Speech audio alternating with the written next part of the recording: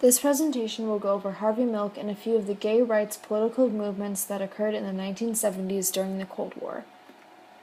First, in 1972, the Equal Rights Amendment was sent for approval.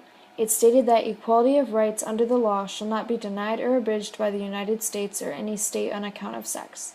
The momentum of social justice movements seemed unstoppable after the amendment was sent, but the hopes for swift passage of the idea of equal justice came to a stop. Social and political obstacles came about and slowed the process for an end to discrimination. Some of those obstacles were hate towards the LGBT community, the takeover of the government by the Republican Party, and the AIDS crisis. In 1973, Bruce, Dr. Howard Brown, Ron Gold, and Nath Rockhill conceived and founded a new political organization in New York City. It was to be a national political force to end the oppression of homosexuals by securing positive change in the political and social policies and practiced within federal government and major public institutions. In collaboration with U.S. Representatives Bella Abzug and Edward I. Koch, both Democrats from New York, the National Gay Task Force leaders initiated a project to enact non-discrimination laws to protect people on the basis of sexual orientation. The task force held debates, protests, and nonviolent acts in order to support their cause.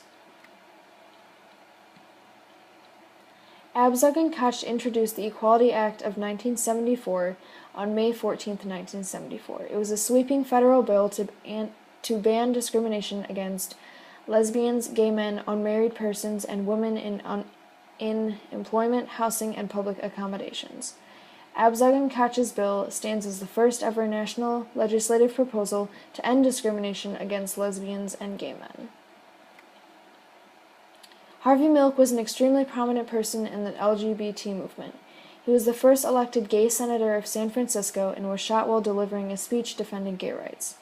He was born in Woodmere, New York, to a Jewish family. He played football and sang opera in high school. After high school, he joined the U.S. Navy in 1951.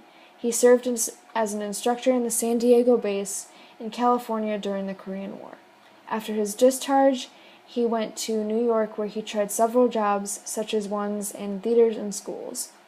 He later became bored with New York and went to San Francisco. Harvey Milk had remained quiet about being gay for his entire life, but things started to change for him towards the end of his time in New York as he befriended a number of gay radicals who frequented Greenwich Village. In San Francisco, he opened a camera shop on Castro Street, where he became popular and slowly became an activist for gay rights. Castro Street is said to be one of the birthplaces of the LGBT movement. Once Harvey was elected to a political position, he was able to express his views in more public areas. He served less than a year in public office before his assassination, but his life profoundly changed a city, state, and nation and global community. He is well known for his travels around the country and debates against the anti-gay movements. Harvey was an activist, as I said, and he was a large part of the LGBT movement.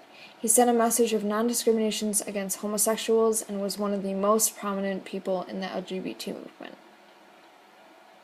He gives insight to the changes that were happening in the LGBT community during the Cold War and the start of what was happening after the Cold War. The limitations to the information on Harvey is that he cannot tell about some of the fights that went against the gay community. His election doesn't show the views of those who did not vote for him, and the information on him does not show other activists and what other people were doing in order to help the LGBT community. If you want more information on my topic, my source is myhistorychannel.com. Thanks for watching.